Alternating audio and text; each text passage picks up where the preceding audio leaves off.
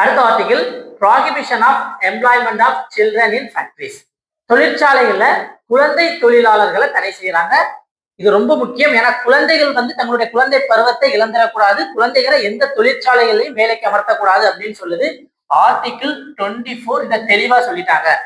Age 14 வயசுக்கு கீழே இருக்கக்கூடிய குழந்தைகள் எந்த விதமான தொழில்களையும் ஈடுபடக்கூடாது. முக்கியமா பார்த்துக்கிட்டீங்க அப்படின்னா அவங்களுடைய உடல் மற்றும் மனதிற்கு தீங்கு விளைவிக்கக்கூடிய தொழிற்சாலைகள்ல கண்டிப்பா வேலை பார்க்க கூடாது. அப்படி யாராவது வேலை பார்க்க வச்சா அவங்களுக்கு என்ன பண்ணுவாங்க அப்படின்னா பீனல் ஆக்ஷன் எடுப்பாங்க.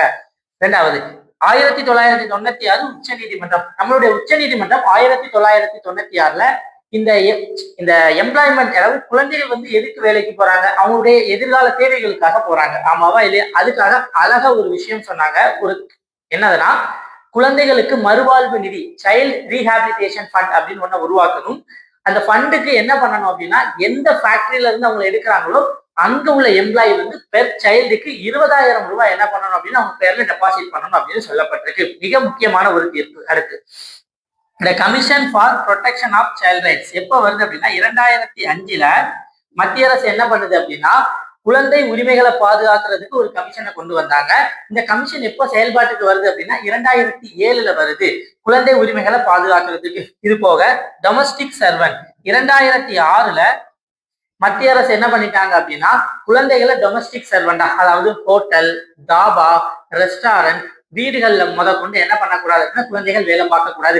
அப்படி யாராவது குழந்தைகளை வேலைக்கு அமர்த்தினாங்க அப்படின்னா அவங்க மீது கடுமையான தண்டனை எடுக்கப்படும் அப்படின்னு சொல்லிட்டு மத்திய அரசு 2006ல கொண்டு வந்தாங்க. இது போக child labour act 1986, child labour prohibition and regulation act, குழந்தை தொழிலாளர் தடை மற்றும் ஒழுங்குமுறை சட்டம் 1986. இது 14 வயசுக்கு கீழே இருக்கக்கூடிய குழந்தைகளை என்ன பண்ணுது அப்படின்னா எந்த விதமான தொழிலும் பண்ணக்கூடாது அப்படின்னு சொல்றாங்க. ஆனா 2016ல இதை அமெண்ட்மெண்ட் பண்ணி இதுக்கு வேறொரு பெயர் கொடுத்தாங்க, குழந்தை தொழிலாளர் மற்றும் வளர் இளம் பருவத்தினருக்கான தொழில் தடை மற்றும் ஒழுங்குமுறை சட்டம் ஆகும். இது என்ன சொல்லுது அப்படின்னா குழந்தைகள் மட்டுமில்ல வளரிளம் பருவத்தினர், அதாவது 14 வயசுல இருந்து 18 வயசுல இருக்கக்கூடிய அந்த வளரிளம் பருவத்தினர் கூட எந்தெந்த தொழில்கள்ல வேலை பார்க்கணும், எந்த செயல்முறைகள்ல இருக்கணும் அப்படின்னு சொன்னாங்க. 18 தொழில்கள் மற்றும் 65 செயல்முறைகள் அவங்க இருக்கணும் அப்படின்னு சொல்லப்படுது. இது போக தொழிற்சாலை சட்டம் 1948, சுரங்க சட்டம் 1952, மெர்ச்சன்ட் ஷிப்பிங் சட்டம் 1958 எல்லாமே குழந்தை தொழிலாளர் முறையை தடை பண்ணுது. நம்ம நாட்டுல குழந்தை தொழிலாளர்கள் இருக்கவே கூடாது. குழந்தைகளாகவே இருக்கணும். அவங்களுடைய குழந்தை பருவத்தை அவங்க கிட்ட இருந்து இழக்கக்கூடாது. நன்றி.